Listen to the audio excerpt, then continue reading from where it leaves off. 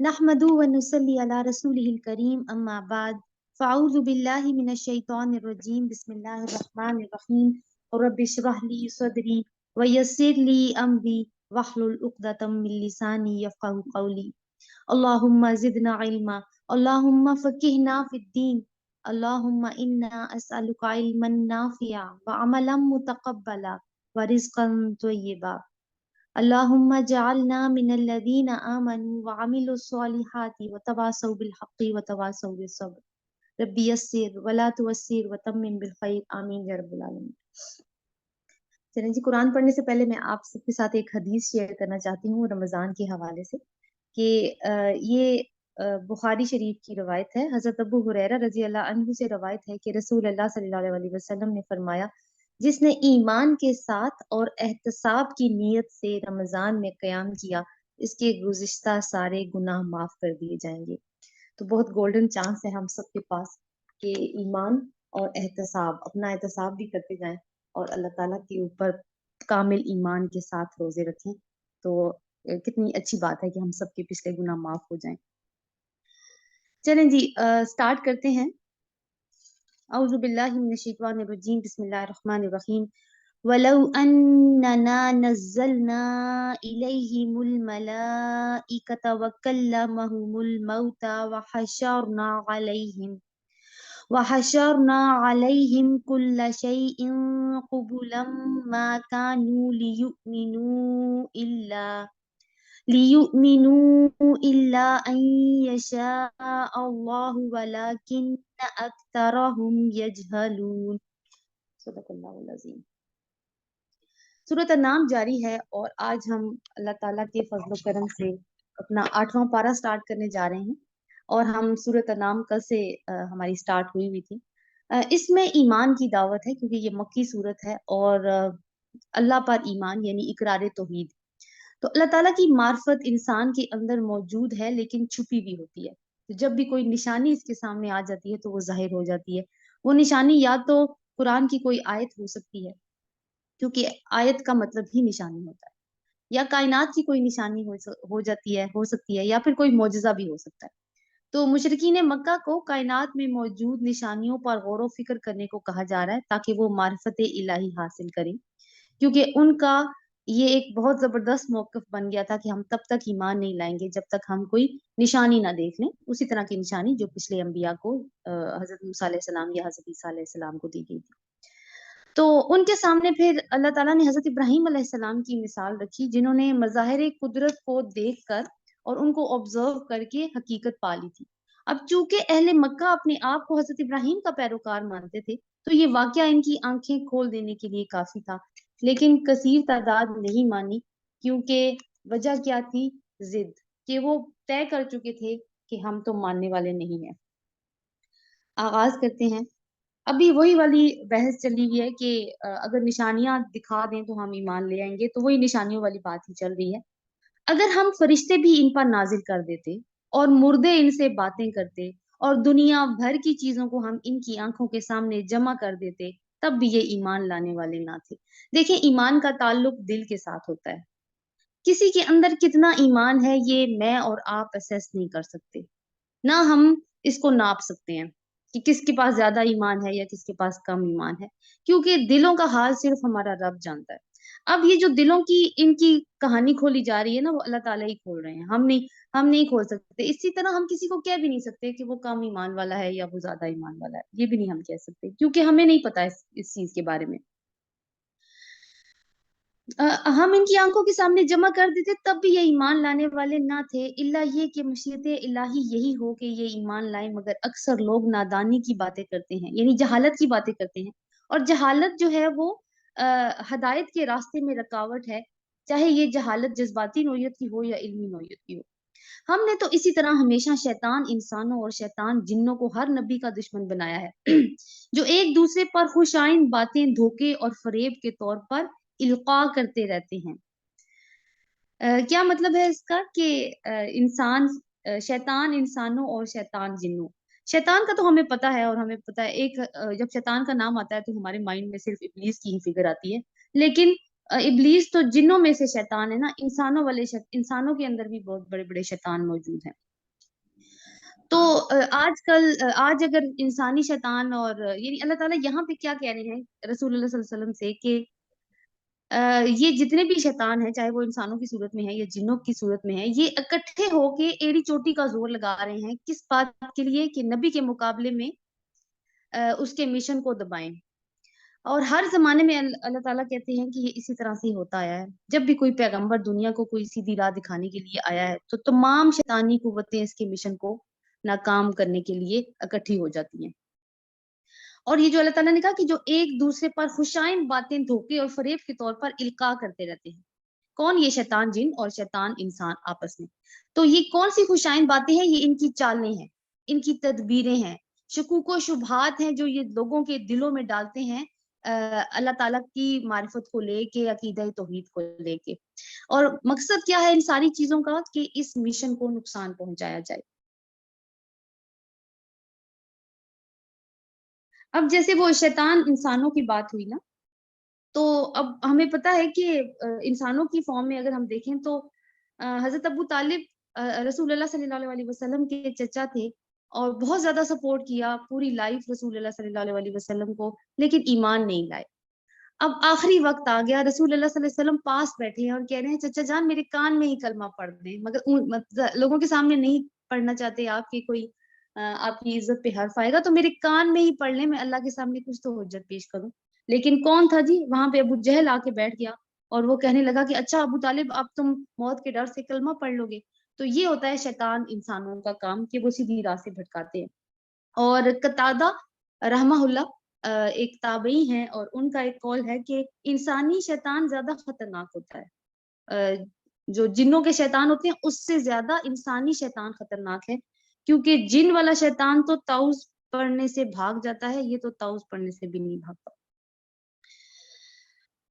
جی آگے اللہ تعالیٰ کیا کہتے ہیں کہ اگر تمہارے رب کی مشیت یہ ہوتی کہ وہ ایسا نہ کرے، کون؟ شیطان، تو وہ کبھی نہ کرتے. بس تم ان کے حال پر انہیں چھوڑ دو، وہ جھوٹ گڑتے رہیں. یہ سب کچھ ہم انہیں اسی لیے کرنے دے رہے ہیں کہ جو لوگ آخرت پر ایمان نہیں رکھتے ان کے دل اس خوشنما دھوکے کی طرف مائل ہوں اور وہ اس سے راضی ہو جائیں اور ان برائیوں کا ارتکاب کریں جن کا ارتکاب وہ کرنا چاہتے ہیں. یعنی اللہ تعالیٰ نے انسان کو دنیا میں آزمائش کے لیے پیدا کیا اور آزمائش کی غرض سے یہ بات اس کے اختیار پہ چھوڑ دی گئی ہے کہ وہ صحیح راستے کی طرف جانا چاہتا ہے یا وہ خود گمراہی کے راستے کی طرف جانا چاہتا ہے. اللہ تعالیٰ اپنی مشیت سے اس کے اوپر جبر نہیں کرتے، حالانکہ اللہ تعالیٰ پوری قدرت رکھتے ہیں. لیکن ایک بات جب اللہ تعالیٰ نے طے کر دی کہ بنی آدم جتنے بھی دنیا میں بھیجے جائیں گے ان کو ایک خاص مدت کے لیے اور ایک خاص اختیار کے ساتھ زمین میں رکھا جائے گا، تو اللہ تعالیٰ پھر اپنے وعدے کے خلاف نہیں کرتے. تو کیا ہے کہ یہ شیطان جن اور شیطان انسان کسی بھی بڑے مقصد کو جب کوئی بڑا مقصد کوئی بھی شخص لے کے اٹھتا ہے تو اس کے پیچھے پڑ جاتے ہیں. اب ہوتا کیا ہے اس کے نتیجے میں کہ معاشرے میں نا دو گروہ بن جاتے ہیں، ایک ماننے والا ایک نہ ماننے والا. تو یہ بھی پتہ چل جاتا ہے کہ کون کھرا ہے اور کون کھوٹا، ایک طرح کی آزمائش ہو جاتی ہے. پھر جب حال یہ ہے تو کیا اللہ کے سوا کوئی اور فیصلہ کرنے والا تلاش کروں، حالانکہ اس نے پوری تفصیل کے ساتھ تمہاری طرف کتاب نازل کر دی ہے. کون سی کتاب؟ یہ والی کتاب، قرآن. اور جن لوگوں کو ہم نے تم سے پہلے کتاب دی تھی وہ جانتے ہیں کہ یہ کتاب تمہارے رب ہی کی طرف سے حق کے ساتھ نازل ہوئی ہے. یعنی کون ہے ہم سے پہلے جن کو کتاب دی گئی تھی؟ اہل کتاب، یہود و نصارہ. لہٰذا تم شک کرنے والوں میں شامل نہ ہو. وَتَمَّتْ كَلِمَةُ رَبِّكَ صِدْقًا وَعَدْلًا، تمہارے رب کی بات سچائی اور انصاف کے اعتبار سے کامل ہے، کوئی اس کے فرامین کو تبدیل کرنے والا نہیں ہے، وہ سب کچھ سنتا اور جانتا ہے. وَإِن تُطِعْ أَكْثَرَ مَن فِي الْأَرْضِ يُضِلُّوكَ عَن سَبِيلِ اللَّهِ، اور اے نبی صلی اللہ علیہ وسلم اگر تم ان لوگوں کی اکثریت کے کہنے پر چلو جو زمین میں بستے ہیں تو وہ تمہیں اللہ کے راستے سے بھٹکا دیں گے. وہ تو محض گمان پر چلتے اور قیاس آرائیاں کرتے ہیں، در حقیقت تمہارا رب زیادہ بہتر جانتا ہے کہ کون اس کے راستے سے ہٹا ہوا ہے اور کون سیدھی راہ پر ہے. یعنی اکثریت کے کہنے پر نہیں چلنا. یہ جو میجورٹی کہتے ہیں نا، میجورٹی از اتھارٹی، تو اللہ تعالیٰ کہہ رہے ہیں کہ میجورٹی تو ہمیشہ گمراہی کے اوپر ہی ہوتی ہے اور وہ یہ چاہتی ہے کہ باقی لوگ بھی گمراہ ہو جائے. اس لیے کہ جو میجورٹی ہوتی ہے نا، زیادہ تعداد جو عوام کی ہوتی ہے، وہ فالو کرنے والے ہوتے ہیں، پیروکار ہوتے ہیں، وہ کوئی ایسا ان کی زندگی کا اپنا کوئی مقصد نہیں ہوتا. تو جن لوگوں کا مقصد ہوتا ہے وہ کم ہوتے ہیں وہ لوگ دنیا میں. تو گمان سے کام لینے کا مطلب یہ ہے کہ ان کے پاس کوئی علم نہیں ہے، تو سوائے اپنے نظریات کے اور اپنی قیاس آرائیوں کے اور کوئی چیز ان کے پاس ہے ہی نہیں، اور اسی راستے پہ یہ چلتے چلے آ رہے ہیں. تو اللہ تعالیٰ کو خوب پتا ہے کہ حق پہ کون ہے اور کون حق سے ہٹ گیا ہوا ہے. پھر اگر لوگ اللہ کی آیات پر ایمان رکھتے ہوں تو جس جانور کا نام لیا گیا ہو اس کا گوشت کھاؤ. یعنی اب کیا ہے کہ کیونکہ اوپر ہدایت کی بات آئی تو اللہ تعالیٰ نے کچھ ہدایات ہمیں پہلے بھی دی ہیں، تو ان ہدایات کا دوبارہ سے ذکر آ رہا ہے. اگر تم اللہ کی آیات پر ایمان رکھتے ہو تو جس جانور پر اللہ کا نام لیا گیا ہو اس کا گوشت کھاؤ. آخر کیا وجہ ہے کہ تم وہ چیز نہ کھاؤ جس پر اللہ کا نام لیا گیا ہو، حالانکہ جن چیزوں کا استعمال حالت اضطرار کے سوا دوسری تمام حالتوں میں اللہ نے حرام کر دیا ہے. اس کی تفصیل وہ تمہیں بتا چکا ہے. ویسے تو کچھ اور صورتوں میں بھی اس کی تفصیل آئے گی، کیونکہ ابھی تو ہم نے مدنی صورتیں پڑھی ہیں نا، تو مدنی صورتیں تو اصل میں صورت نام کے بعد نازل ہوئی ہیں، لیکن مکی صورتوں میں بھی اس کی تفصیل آ چکی ہے.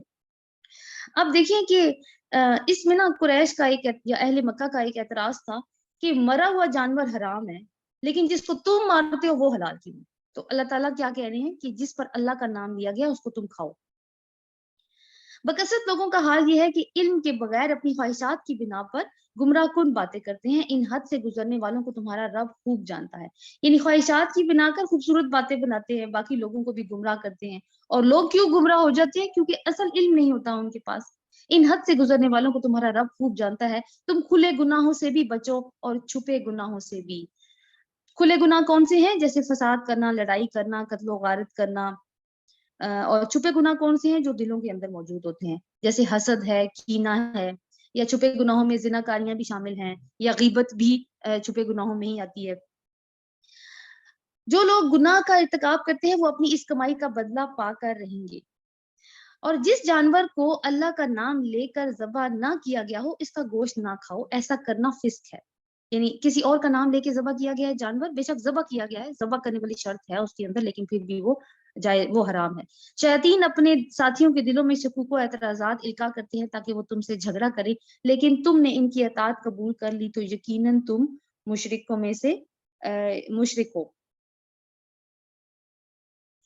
اچھا یہ جو ہے نا کہ ایک حدیث ہے، رسول اللہ صلی اللہ علیہ وسلم نے فرمایا کہ جو چیز خون بہا دے اور جس پر اللہ کا نام لیا جائے اسے کھا لو.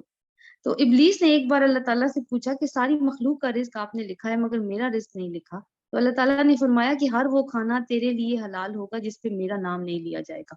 تو کیا اس میں ہمیں پتہ چلتا ہے کہ جب بھی ہم کھائیں اللہ کا نام لیں، بسم اللہ الرحمن الرحیم پڑھیں. یا وہ شخص جو پہلے مردہ تھا پھر ہم نے اسے زندگی بخشی، اس کو وہ روشنی عطا کی جس کے اجالے میں وہ لوگوں کے درمیان زندگی کی راہ طے کرتا ہے. اس شخص کی طرح ہو سکتا ہے جو تاریکیوں میں پڑا ہوا ہو اور کسی طرح ان سے نہ نکلتا ہو. پہلے مردہ تھا کا کیا مطلب ہے کہ لا علم تھا، پھر اسے زندگی بخشی، یعنی کہ رب کی پہچان آ گئی، علم آ گیا، ایمان آ گئی اور قرآن کی روشنی اس کو مل گئی. تو اب وہ باقی لوگوں کی طرح تو نہیں ہو سکتا، کیونکہ جب روشنی آ گئی تو پھر بھی اگر کوئی نہ مانے اور ٹیڑھے راستے پر چلے تو پھر ان کو اندھیرا پن اور ٹیڑھا پن ہی نظر آتا ہے اور وہی ان کو پسند آنے لگ پڑتا ہے. یہ دوسری طرح کے کردار ہے. کافروں کے لیے تو اس طرح ان کے اعمال خوشنما بنا دیے گئے ہیں. اس طرح ہم نے ہر بستی میں ان کے بڑے بڑے مجرموں کو لگا دیا ہے، وہ وہاں اپنے مکر و فریب کا جال پھیلائیں. دراصل وہ اپنے فریب کے جال میں آپ پھنستے ہیں مگر انہیں اس کا شعور نہیں ہے. یہ بڑے بڑے لوگ کون ہوتے ہیں بستی کے؟ یہ اس کے آپ کہیں کہ ایلیٹ کلاس ہوتی ہے، اور ایلیٹ کلاس ہی وہ کلاس ہوتی ہے جو ٹرینڈ سیٹ کرتی ہے معاشرے کے اندر. تو سارا معاشرہ پھر اسی کو فالو کرتا ہے. تو یہاں پہ مثال دو کریکٹرز کی دی گئی ہے کہ مومن کی سوچ اور اس کا کام کرنے کا طریقہ الگ ہوتا ہے، اور ایک ایسا شخص جس کے پاس کوئی علم کی روشنی نہ ہو، ایمان ہی نہ ہو، اس کے کام کرنے کا طریقہ الگ ہوتا ہے. وَإِذَا جَاءَتْهُمْ آيَةٌ قَالُوا لَن نُؤْمِنَ حَتَّى نُؤْتَىٰ مِثْلَ مَا أُوتِيَ رُسُلُ اللَّهِ. جب ان کے سامنے کوئی آیت آتی ہے تو کہتے ہیں ہم نہ مانیں گے جب تک کہ وہ چیز خود ہم کو نہ دی جائے جو اللہ کے رسولوں کو دی گئی ہے. اللہ کے رسولوں کو کیا دی گئی ہے؟ نبوت. تو یہ کہتے ہیں ہمیں بھی نبوت دی جائے. تو یہ کیوں کرتے ہیں؟ تکبر کی وجہ سے ایسی بات کرتے ہیں۔ اللہ بہتر جانتا ہے کہ اپنی پیغمبری کا کام کس سے لے اور کس طرح لے۔ قریب ہے وہ وقت جب یہ مجرم اپنی مکاریوں کی پاداش میں اللہ کے ہاں ذلت اور سخت عذاب سے دوچار ہوں گے، کیونکہ انہوں نے تکبر کی بنا پہ یہ بات کی ہے۔ جس شخص کے اندر عاجزی ہو اور وہ اللہ کا پیغام سنے تو وہ شخص یہ بات نہیں کہہ سکتا۔ وَمَن يُرِدِ اللَّهُ أَن يَهْدِيَ يَشْرَحْ صَدْرَهُ لِلْإِسْلَامِ وَمَن يُرِدْ أَن يُضِلَّهُ يَجْعَلْ صَدْرَهُ ضَيِّقًا حَرَجًا كَأَنَّمَا يَصْعَدُّ فِي السَّمَاءِ كَذَلِكَ يَجْعَلُ اللَّهُ الرِّجْسَ عَلَى الَّذِينَ لَا يُؤْمِنُونَ۔ بس حقیقت یہ ہے کہ جسے اللہ ہدایت بخشنے کا ارادہ کرتا ہے اس کا سینہ اسلام کے لیے کھول دیتا ہے، اور جسے گمراہی میں ڈالنے کا ارادہ کرتا ہے اس کے سینے کو تنگ کر دیتا ہے، اور ایسا بھیجتا ہے کہ اسلام کا تصور کرتے ہی اسے یوں معلوم ہونے لگتا ہے گویا اس کی روح آسمان کی طرف پرواز کر رہی ہو۔ یعنی یہ اللہ تعالیٰ جب کسی کے ساتھ ارادہ کرتے ہیں نا بھلائی کا، تو کہتے ہیں اس کو، یہ حدیث بھی ہے کہ اس کو اللہ تعالیٰ دین کی سمجھ بوجھ دیتے ہیں۔ تو یہاں پہ اللہ تعالیٰ کیا کہہ رہے ہیں کہ اللہ تعالیٰ جس کے ساتھ جس کو ہدایت بخشنے کا ارادہ کرتا ہے اس کا سینہ اسلام کے لیے کھول دیتا ہے، یعنی اس کا دل مطمئن ہو جاتا ہے جب یہ باتیں سنتا ہے، اور وہ مزید اس کے اندر پھر بڑھتا ہی چلا جاتا ہے۔ لیکن جو گمراہی میں جس کو اللہ تعالیٰ نے گمراہی میں ڈالنے کا ارادہ کر دیا ہو، اور یہ ارادہ اللہ تعالیٰ خود سے ارادہ، یہ اگر ہم یہ سوچیں کہ اللہ تعالیٰ نے خود ارادہ کر دیا تو ہمارا کیا قصور ہے، ایسی بات نہیں ہے۔ اللہ تعالیٰ بہت زیادہ موقع دیتا ہے، ہدایت کے چانسز بھی دیتا ہے، لیکن جب لوگ بہت عرصے تک ان ہدایت کے چانسز کو اویل نہیں کرتے تو پھر یہ والی سچویشن آ جاتی ہے۔ اب وہ شخص جس کو نہیں پسند اسلام کی بات، اس کے سامنے اسلام کی بات کی جائے تو اس کا دم گھٹنے لگ پڑتا ہے، یعنی بالکل ایسے ہی جیسے وہ انسان بلندی کی طرف جاتا ہے نا، جب پہاڑ چڑھ رہا ہوتا ہے تو اس کا سانس بند ہونے لگ پڑتا ہے، اور آکسیجن کم ہونے کی وجہ سے، تو اس کی بھی یہی سچویشن ہوتی ہے۔ اس طرح اللہ ناپاکی ان لوگوں پر مسلط کر دیتا ہے جو ایمان نہیں لاتے، حالانکہ یہ راستہ تمہارے رب کا سیدھا راستہ ہے۔ کون سا راستہ؟ وہ ہدایت کا راستہ۔ اس کے نشانات ان لوگوں کے لیے واضح کر دیے گئے ہیں جو نصیحت قبول کرتے ہیں، یعنی وہ لوگ جو نصیحت کو قبول کرتے ہیں وہ اس کو پہچان جاتے ہیں۔ لہم دار السلام عند ربہم وہو ولیہم بما کانوا یعملون۔ ان کے رب کے پاس ان کے لیے دار السلام ہے، یعنی سلامتی کا گھر، اور وہ اس کا سرپرست ہے اس صحیح طرز عمل کی وجہ سے جو انہوں نے اختیار کیا۔ سلامتی کا گھر دار السلام کیا چیز ہے؟ اللہ تعالیٰ کی جنت۔ اللہ تعالیٰ ہمیں بھی اس کا وارث بنائے۔ لیکن یہ جنت کب ملے گی؟ جب انسان کا طرز عمل ٹھیک ہوگا، صحیح ایٹیٹیوڈ کے ساتھ وہ زندگی کو گزارے گا، تب اس کو یہ، اور وہ ایٹیٹیوڈ کہاں سے لے گا؟ وہ اللہ تعالیٰ کی کتاب سے لے گا۔ وَيَوْمَ نَحْشُرُهُمْ جَمِيعًا يَا مَعْشَرَ الْجِنِّ قَدِ اسْتَكْثَرْتُم مِّنَ الْإِنسِ وَقَالَ أَوْلِيَاؤُهُم مِّنَ الْإِنسِ رَبَّنَا اسْتَمْتَعَ بَعْضُنَا بِبَعْضٍ۔ جس روز اللہ ان سب لوگوں کو گھیر کر جمع کرے گا، اس روز وہ جنوں سے خطاب کر کے فرمائے گا، اے گروہ جن، تم نے تو نوع انسانی پر خوب ہاتھ صاف کیا۔ انسانوں میں سے جو ان کے رفیق تھے وہ عرض کریں گے، پروردگار، ہم میں سے ہر ایک نے ایک دوسرے کو استعمال کیا، اب ہم اس وقت تک آ پہنچے ہیں جو تو نے ہمارے لیے مقرر کر دیا تھا۔ اللہ فرمائے گا، اچھا اب آگ تمہارا ٹھکانہ ہے، اس میں تم ہمیشہ رہو۔ یعنی جنوں سے خطاب کب ہو رہا ہے؟ یوم قیامت کو۔ اور ابلیس کے پیروکار ہیں، کیونکہ جن جو ہیں جو غلط کام کرتے ہیں، کیونکہ ظاہر ہے جنوں میں نیک بھی ہیں۔ تو اللہ تعالیٰ نے ان سے کہا کہ تم نے انسانوں کو تو بڑے اچھے طریقے سے اغوا کیا اور اپنے پیچھے لگا لیا، تو اب انسان کیا جواب دیتے ہیں؟ یعنی یہ کیونکہ انسان بھی وہیں پہ موجود ہیں، تو ان انسانوں نے کہا نہیں، ہم نے بھی جنوں کا خوب استعمال کیا۔ انسان جنوں کو کہاں استعمال کرتے ہیں؟ یہ جادو کے کاروبار، یہ کہانت اور اس طرح سے۔ تو کون کسی سے فائدہ اٹھاتا ہے اور کب فائدہ اٹھاتا ہے؟ جب دو گروہ ہوتے ہیں تو وہ کب ایک دوسرے سے فائدہ اٹھاتے ہیں؟ جب ان دونوں کے انٹرسٹ ایک جیسے ہوتے ہیں، جب وہ دونوں ہم خیال ہوتے ہیں۔ اگر دو گروہ ہم خیال ہی نہیں ہے تو ظاہر ہے کہ وہ تو ایک دوسرے سے فائدہ نہیں اٹھا سکیں گے۔ تو وہی بڑی بات ہے کہ جو ناپاکی کو کھینچ لیتی ہے اور پاک چیزوں کو کھینچ لیتی ہیں۔ اس میں تم ہمیشہ رہو گے، اس سے بچیں گے صرف وہی جنہیں اللہ بچانا چاہے گا، بے شک تمہارا رب دانا اور علیم ہے۔ دیکھو اس طرح ہم آخرت میں ظالموں کو ایک دوسرے کا ساتھی بنا دیں گے، اور اس کمائی کی وجہ سے جو دنیا میں ایک دوسرے کے ساتھ مل کے وہ کرتے رہے۔ تو کہا جاتا ہے نا کہ ظالموں کو اپنا دوست نہ بناؤ، کیونکہ وہ شر کی طرف لے جاتے ہیں۔ اور پہلے بھی ہم نے یہ حدیث پڑھی تھی کہ رسول اللہ صلی اللہ علیہ وسلم نے فرمایا کہ انسان اپنے دوست کے دین پر ہوتا ہے۔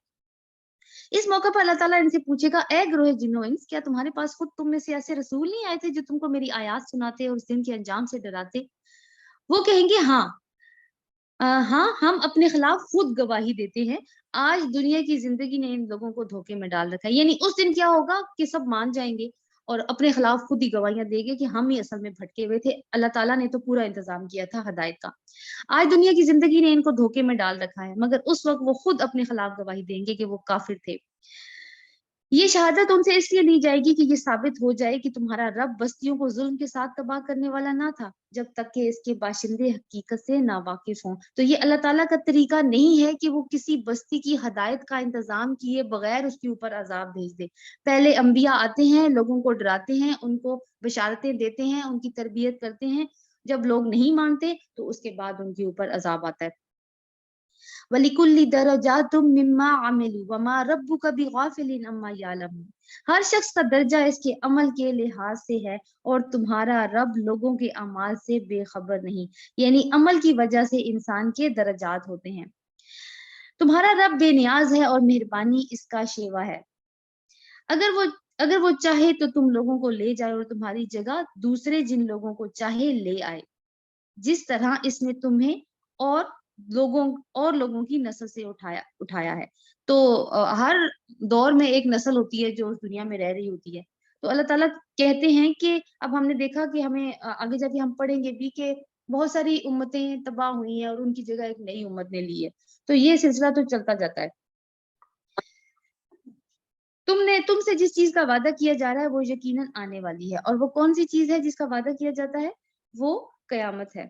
अब जब दर्जों की बात हुई है ना, क्योंकि हर शख्स के अमल का दर्जा भी अलग है, ईमान का दर्जा भी अलग है, इसीलिए अगर इसी तरह अगर कोई गुनाह कर रहा है तो गुनाह के भी मुख्तलिफ दर्जात हैं। तो एक हदीस है कि जन्नत के 100 दर्जे हैं और हर 2 दर्जों के दरमियान जमीन और आसमान के बराबर का फासला होगा। वमा अंतुम बिमुजिजीन, और तुम खुदा को आजिज करने की ताकत नहीं रखते। कुल या कौमी मलू अला मकानतिकुम इन्नी आमिल। ए नबी कह दो, लोगों तुम अपनी जगह अमल करते रहो, मैं अपनी जगह अमल कर रहा हूँ। अनकरीब तुम्हें मालूम हो जाएगा कि अंजाम कार किसके हक में बेहतर होता है। बहरहाल ये हकीकत है कि जालिम कभी फलाह नहीं पा सकते। यानी एक किस्म का चैलेंज दिया जा रहा है कि ठीक है, तुमने जो अपने नजरियात बना लिए हैं उन पे जिंदा उन्हीं पे काम करते जाओ। मैं यानी रसूल अल्लाह सल्लल्लाहु अलैहि वसल्लम फरमा रहे हैं कि मैं तो उसी वही की पैरवी करूंगा जो अल्लाह ताला ने मुझे दिया और उसी रास्ते को फॉलो करूंगा। तो तुम्हें क्योंकि कयामत का जिक्र पहले पहले आया कि कयामत करीब है, तो तुम्हें मालूम हो जाएगा कि किसका अंजाम क्या होता है। अब आगे ना मुशरिकाना नजरियात आ रहे हैं अहले मक्का के, जिनकी कोई भी दलील नहीं है। वजालु लिल्लाहि मा ज़रअ मिनल हर्ति वल अनआम।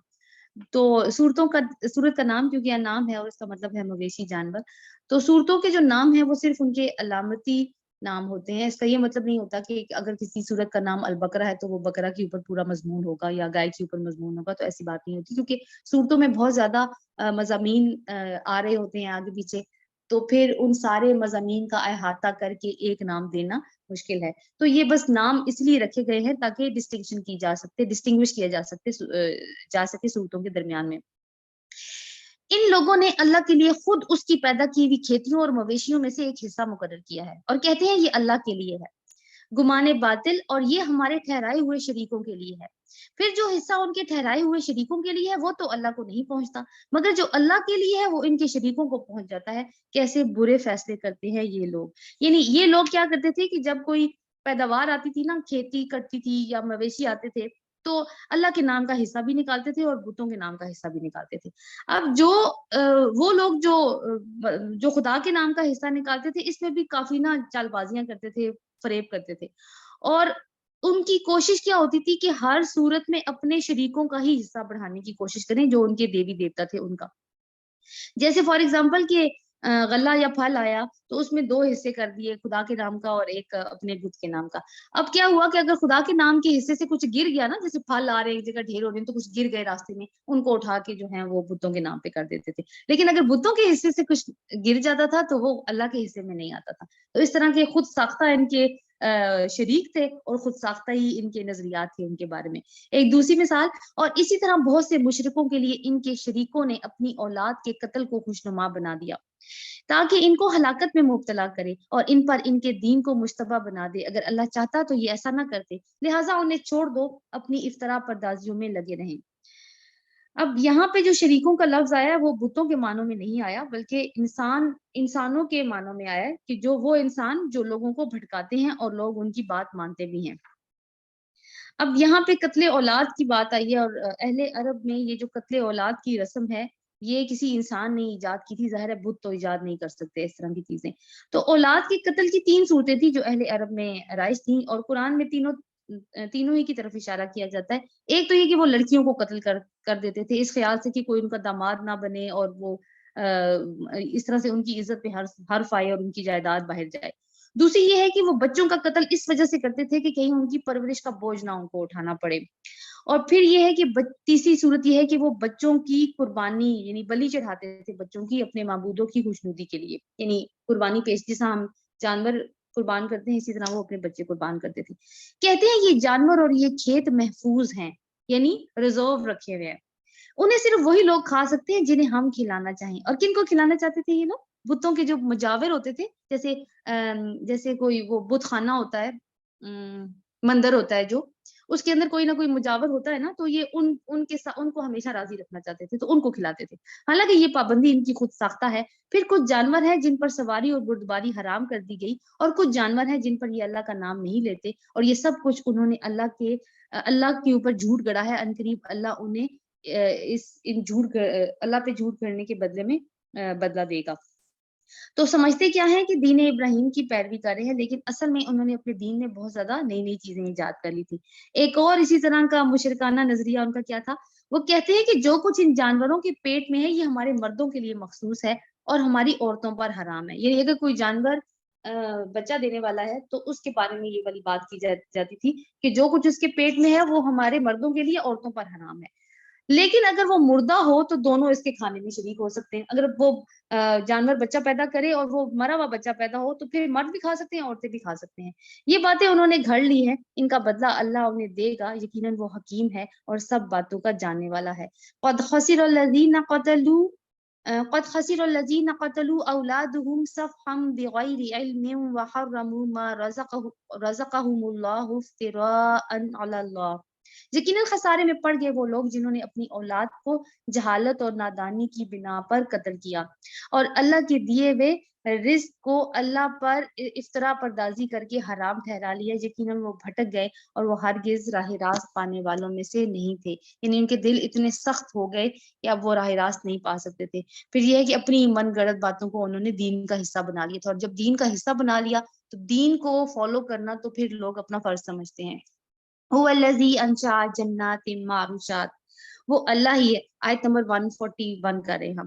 وہ اللہ ہی ہے جسے طرح طرح کے باغ اور تاکستان اور نخلستان پیدا کیے، کھیتیاں اگائیں جس سے قسم قسم کے پھل حاصل ہوتے ہیں، زیتون اور انار کے درخت پیدا کیے جن کے پھل صورت میں مشابہ اور مزے میں مختلف ہوتے ہیں۔ یعنی ایک ہی درخت کے پھل کاٹیں اور کھائیں ان کو تو ان کے مزوں میں فرق ہوتا ہے۔ کھاؤ ان کی پیداوار جبکہ یہ پھلیں، یعنی جب پھل آ جائے اور تم پھل کاٹو تو تم اس کی پیداوار کو کھاؤ یہ، اور اللہ کا حق ادا کرو جب ان کی فصل کاٹو۔ یعنی جب فصل کاٹنی ہے تو جو بھی غلہ آنا ہے یا دانے آنے ہیں یا جب پھل آنے ہیں تو اس میں سے اللہ کا حصہ نکالو اور حد سے نہ گزرو۔ یعنی ولا تسرفو، اسراف نہ کرو۔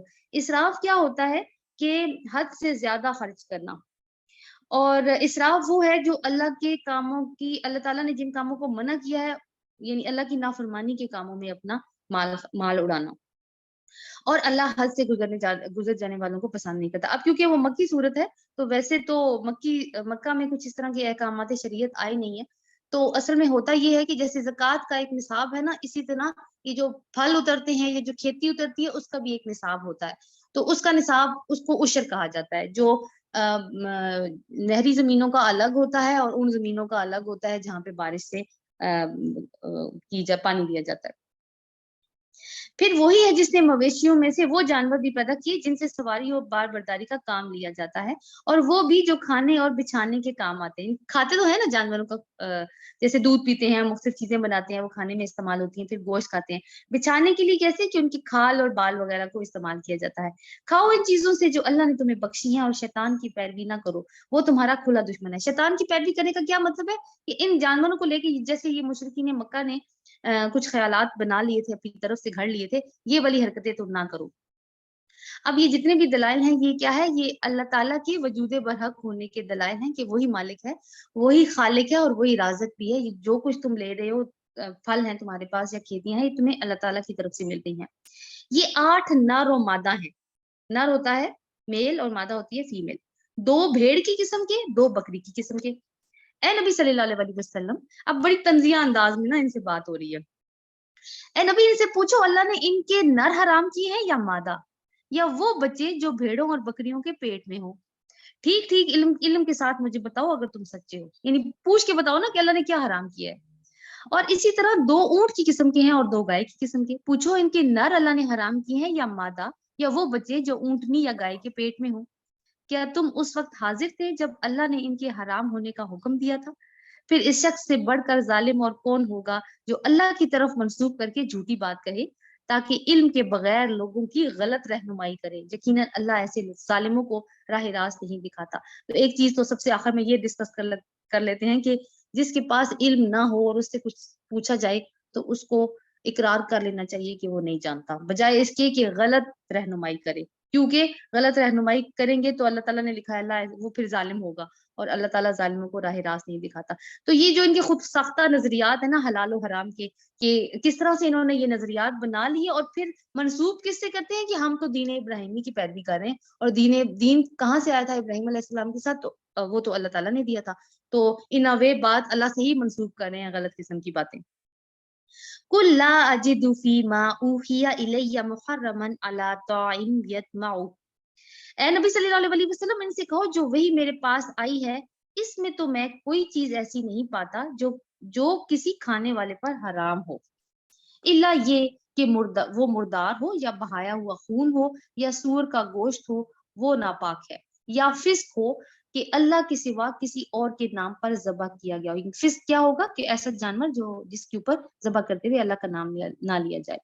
फिर जो शख्स मजबूरी की हालत में इन इन चीजों में से कोई खा ले, बगैर इसके कि वो नाफरमानी का इरादा रखता हो, और बगैर इसके कि वो हद जरूरत से तजावुज करे, तो यकीनन तुम्हारा रब दरगुजर करने वाला और रहम फरमाने वाला है। चीजें जो हराम है, अब रसूलुल्लाह सल्लल्लाहु अलैहि वसल्लम ने बता दिया, कि वही के जरिए मुझे बताया गया कि ये जो तुम्हारे नजरियात है ना, इनमें से कुछ भी हराम नहीं है। हराम चीजें कौन सी हैं, उनकी लिस्ट ये है: मुर्दार, बहाया हुआ खून, सूअर का गोश्त, और वो जानवर जिसके ऊपर अल्लाह ताला का नाम ना लिया गया हो जब उसको ज़बह किया गया हो।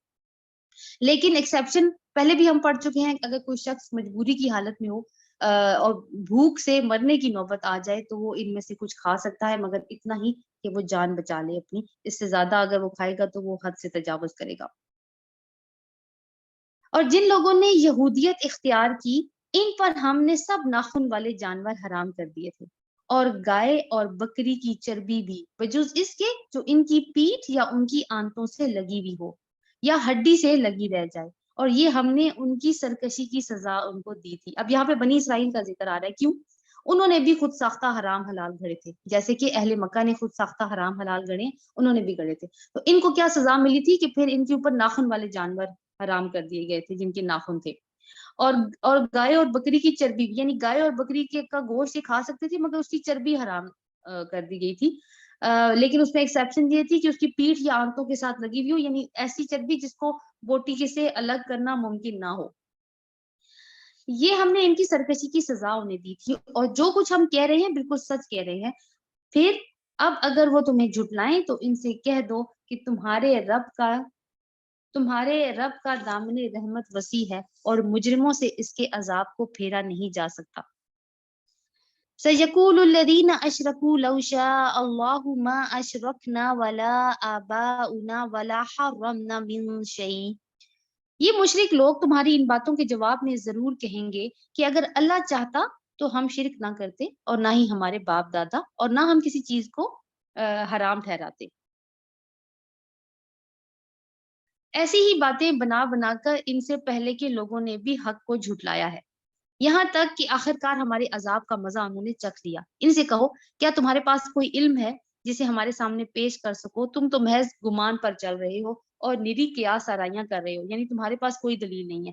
پھر کہو کہ تمہاری اس حجت کے مقابلہ میں حقیقت حجت تو اللہ ہی کی ہے، حجت بالغہ تو اللہ ہی کے پاس ہے۔ آیت نمبر 149 میں یہ الفاظ استعمال ہوئے ہیں، قل فللہ الحجت البالغہ فلو شاء لہداکم اجمعین، کہ ان کی حجت کے مقابلے میں بالغ حجت تو اللہ کے پاس ہے، بے شک اللہ چاہتا تو تم کو ہدایت دے دیتا۔